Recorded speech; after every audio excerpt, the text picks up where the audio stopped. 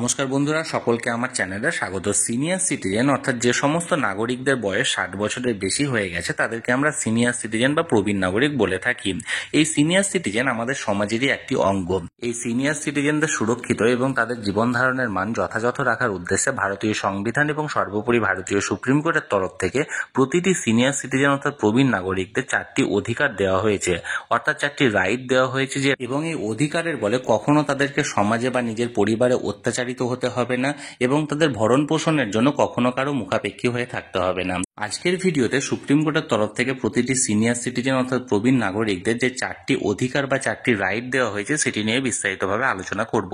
ভিডিওটি সকল প্রবীণদের জন্য অত্যন্ত গুরুত্বপূর্ণ, তাই প্রথম থেকে শেষ পর্যন্ত অবশ্যই ধৈর্য সহকারে দেখবেন এবং ভালো লেগে থাকলে অবশ্যই একটি লাইক করবেন এবং সকলের সঙ্গে শেয়ার করবেন। আর সেই সাথে এই চ্যানেলে যদি প্রথমবার হয়ে থাকেন এই রকমের ইনফরমেটিভ ভিডিও আরও দেখার জন্য যারা এখনো পর্যন্ত এই চ্যানেলটিকে সাবস্ক্রাইব করেনি তারা অবশ্যই চ্যানেলটিকে সাবস্ক্রাইব করে নিতে ভুলবেন না। তাহলে চলুন আমরা বিস্তারিত দেখে নিই। প্রতিটি সিনিয়র সিটিজেন অর্থাৎ প্রবীণ নাগরিকদের যে 4টি অধিকার বা 4টি রাইট দেওয়া হয়েছে সুপ্রিম কোর্টের তরফ থেকে, এই 4টি অধিকার সমস্ত কিছুই কিন্তু সেলফ প্রোটেকশন লজের আন্ডারে আসছে, অর্থাৎ নিজেকে সুরক্ষিত রাখার যে নিয়ম বা আইন আছে সেই আইনের আন্ডারে প্রত্যেকটি সিনিয়র সিটিজেনদের উদ্দেশ্যে এই 4টি অধিকার বা 4টি রাইট দেওয়া হয়েছে। আমরা সর্বপ্রথমে যে রাইট বা অধিকারের ব্যাপারে জানবো সেটা হলো right of eviction. Right of eviction বলতে ধরুন একজন সিনিয়র সিটিজেন বা প্রবীণ নাগরিকের নামে কোনো একটি বাড়ি আছে বা কোনো একটি প্রপার্টি আছে। সেই বাড়িতে বা সেই প্রপার্টিতে সেই সিনিয়র সিটিজেন তার কোনো রিলেটিভের সাথে বসবাস করে। এখানে রিলেটিভ বলতে দু অর্থে হতে পারে, একটা হলো নিজের রক্তের সম্পর্কের রিলেটিভ হতে পারে এবং অপরটি হলো কোনো দূর সম্পর্কের রিলেটিভ হতে পারে। রক্তের সম্পর্কের রিলেটিভ বলতে এখানে তিনি হয়তো হতে পারে তার ছেলে বৌমার সাথে বসবাস করছেন বা তার মেয়ে জামাইয়ের সাথে বসবাস করছেন, বা শুধুমাত্র একা তার ছেলের সাথে বা একা তার মেয়ের সাথে বা ছেলে মেয়ে উভয়ের সাথেই বসবাস করছেন। আর দূর সম্পর্কের বলতে হতে পারে তার কোনো দূরের কোনো রিলেটিভের সাথে বসবাস করছেন। এবার যদি এমন হয় সেই সিনিয়র সিটিজেন বা সেই প্রবীণ নাগরিককে তার সেই রিলেটিভদের দ্বারা লাঞ্ছিত হতে হচ্ছে এবং তাকে শারীরিক বা মানসিকভাবে অত্যাচারিত হতে হচ্ছে, এবং তার যদি এটা মনে হয় যে সেই রিলেটিভের সাথে এই মুহূর্তে বা যেরকম পর্যায়ে চলে এসছে সেই পর্যায়ে তার সাথে আর বসবাস করা সুখকর হচ্ছে না, তাহলে তিনি যদি মনে করে থাকেন তাহলে সেক্ষেত্রে এসডিএম কোর্টে তিনি আবেদন করে তিনি তার রিলেটিভদেরকে কিন্তু ইমিডিয়েট সে বাড়ি থেকে বার করে দিতে পারেন। এই অধিকারটা তাকে দেওয়া হয়েছে রাইট অফ এভিকশনের আন্ডারে। অর্থাৎ এক্ষেত্রে সেটা যদি তার ছেলে মেয়েও হয়ে থাকে তারাও কিন্তু সেক্ষেত্রে এখানে দাবি জানাতে পারবে না এটা আমার বাবার বাড়ি বা এটা আমার মায়ের বাড়ি এবং এখানে আমার থাকার অধিকার রয়েছে, এরকম কখনোই কোনো দাবি জানাতে পারবে না যদি সেই সিনিয়র সিটিজেন মনে করে থাকে যে তার ছেলে মেয়ের সাথে বা তার কোনো সেই ক্লোজ রিলেটিভের সাথে বসবাস করাটা, একসাথে বসবাস করাটা কখনোই সুখকর হচ্ছে না। তাহলে সেই প্রবীণ নাগরিক আন্ডার সেকশন 23 সিনিয়র সিটিজেন অ্যাক্টের উপর ভিত্তি করে রাইট অফ এভিকশন এই লটাকে কাজে লাগিয়ে ইমিডিয়েট তার সেই ছেলে মেয়ে বা তার সেই ক্লোজ রিলেটিভকে নিজের বাড়ি থেকে বা নিজের প্রপার্টি থেকে উচ্ছেদ করতে পারে, এবং এক্ষেত্রে আদালত বেশি সময় কখনোই নেবে না, ইমিডিয়েট এই কেসের ফাইসালা হবে।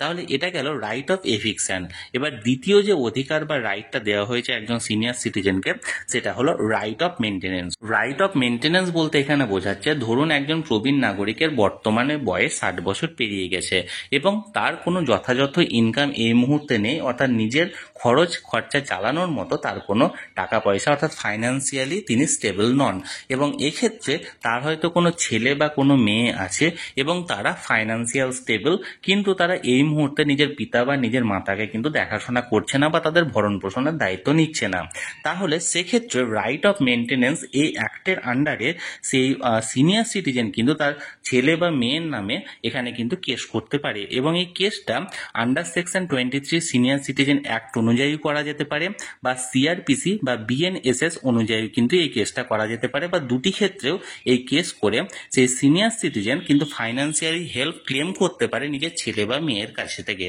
অর্থাৎ এক কথায় বলতে গেলে একজন পিতা বা মাতার নামে কোনো টাকা পয়সা থাকুক বা না থাকুক বা তার কোনো স্থাবর বা অস্থাবর সম্পত্তি থাকুক বা না থাকুক, তিনি যদি বৃদ্ধ হয়ে যান তার মেনটেনেন্সের অর্থাৎ তার ভরণ পোষণের সমস্ত দায় দায়িত্ব কিন্তু তার ছেলে মেয়েকে নিতে হবে, এবং সেক্ষেত্রে ছেলে মেয়েরা কখনোই কিন্তু অস্বীকার করতে পারবে না যে তারা তার পিতামাতার দায় দায়িত্ব নেবে না বলে। এবং এটা হচ্ছে রাইট অফ মেনটেনেন্স অ্যাক্ট, যেটা এই সুপ্রিম কোর্টের তরফ থেকে প্রতিটি প্রবীণ নাগরিকদের একটা অন্যতম অধিকার হিসাবে কিন্তু প্রদান করা হয়েছে। যে তৃতীয় যে রাইটটা দেওয়া হয়েছে সেটা হলো রাইট টু কমপ্লেন, অর্থাৎ একজন প্রবীণ নাগরিকের এটা একটা অধিকার হিসাবে এখানে প্রাধান্য দেওয়া হয়েছে যে তিনি যদি কখনো কোনো রকম কোনো সমস্যায় পড়েন তাহলে সেক্ষেত্রে তার সম্পূর্ণ স্বাধীনতা রয়েছে তার যে সমস্যাদায়ক ব্যক্তি বা সমস্যাদায়ক যে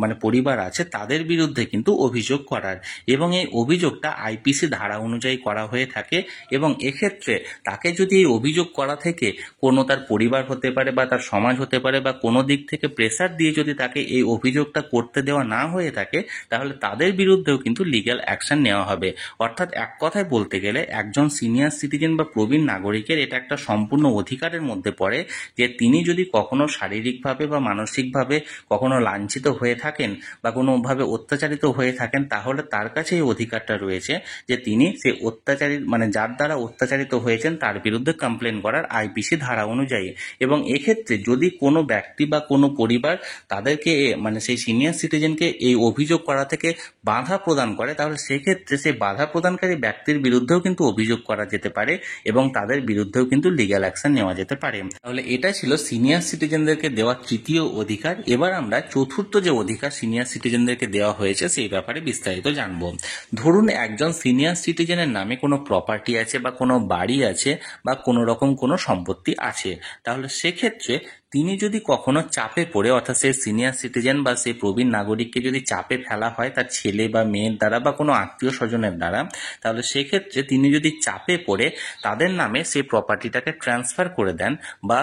গিফট করে দেন বা দান করে দেন, তাহলে সেক্ষেত্রে আন্ডার সেকশন 23 সিনিয়র সিটিজেন অ্যাক্টের উপর ভিত্তি করে পরবর্তী পর্যায়ে যদি সেই প্রবীণ নাগরিক বা সিনিয়র সিটিজেন মনে করে থাকেন যে প্রপার্টিটা আমি আবার ফেরত চাই, অর্থাৎ যাদেরকে দেওয়া হয়েছে তাদেরকে আমি আর দেবো না বা তাদের সঙ্গে আমার যে কন্ডিশন ছিল সেই কন্ডিশনটা ফুলফিল হচ্ছে না, তাহলে সেক্ষেত্রে সেই সিনিয়র সিটিজেন পরবর্তী পর্যায়ে নিজের ওই প্রপার্টিটা আবার ক্লেম করতে পারে। তবে এক্ষেত্রে ক্লেম করার ক্ষেত্রে একটা শর্ত রাখা হয়েছে, সে শর্ত হলো যখন সেই প্রবীণ নাগরিক ট্রান্সফার করবে কোনো প্রপার্টি কোনো নিজের রিলেটিভের কাছে বা গিফট করবে, সেই গিফট ডিড বা সেই ট্রান্সফার ডিডে একটা শর্ত রাখতে হবে। সেই শর্তটা হলো প্রপার্টি গ্রহণকারী ব্যক্তিকে সেই প্রবীণ নাগরিকের সমস্ত ভরণ পোষণের দায়িত্ব নিতে হবে এবং সারা জীবন নিতে হবে যতদিন তিনি বেঁচে থাকবেন। এক্ষেত্রে সেই শর্তটা যদি সেই গিফট ডিডে বা ট্রান্সফার ডিডে উল্লেখ করা থাকে এবং এই শর্ত মোতাবেক যদি পরবর্তী ক্ষেত্রে সে সিনিয়র সিটিজেন আবেদন করে যে আমি যাকে গিফট করেছি এই প্রপার্টিটা দিয়েছি তিনি বর্তমানে আমার আর ভরণ পোষণ করছেন না বা আমাকে ফাইন্যান্সিয়ালি হেল্প করছেন না, তাহলে এই শর্ত মোতাবেক এবং আন্ডার সেকশন 23 এই ধারা মোতাবেক সে প্রবীণ নাগরিক অর্থাৎ সে সিনিয়র সিটিজেন তার নিজের দানকৃত সমস্ত সম্পত্তি কিন্তু আবার পুনরায় ফেরত পেতে পারেন। তবে এই শর্তটি যদি উল্লেখ করা না থাকে তাহলে সেক্ষেত্রে কিন্তু তিনি তার দান করা সম্পত্তি আবার ফেরত পাবে না। তাহলে আমি আশা করি বোঝাতে পেরেছি একজন প্রবীণ যখন সম্পত্তি দান করবেন তখন কিভাবে তাকে গিফট ডিডটা বানাতে হবে সেই ব্যাপারে। তাহলে বন্ধুরা, ভারতীয় সংবিধান এবং সর্বোপরি সুপ্রিম কোর্টের তরফ থেকে একজন প্রবীণ নাগরিকের জীবন সুরক্ষিত রাখা এবং তাদের সহজভাবে জীবন ধারণ করার উদ্দেশ্যে যে 4টি অধিকার বা 4টি রাইট দেওয়া হয়েছে সেটি নিয়ে আমি সহজভাবে আপনাদেরকে বোঝানোর চেষ্টা করলাম। এই নিয়ে যদি আপনাদের কোনো মতামত বা কোনো প্রশ্ন বা কোনো জিজ্ঞাসা থেকে থাকে অবশ্যই কমেন্ট করে জানাতে পারেন। আমি চেষ্টা করব আপনাদের সকলের প্রশ্নের যথাযথ উত্তর দেওয়ার। আর এই ভিডিওটি ভালো লেগে থাকলে অবশ্যই একটি লাইক করুন এবং সকলের সঙ্গে শেয়ার করুন। আর সেই সাথে এই রকমের ইনফরমেটিভ ভিডিও আরও দেখার জন্য যারা এখনো পর্যন্ত এই চ্যানেলটিকে সাবস্ক্রাইব করেননি তারা অবশ্যই চ্যানেলটিকে সাবস্ক্রাইব করে রাখুন। ধন্যবাদ, দেখা হচ্ছে পরের ভিডিওতে।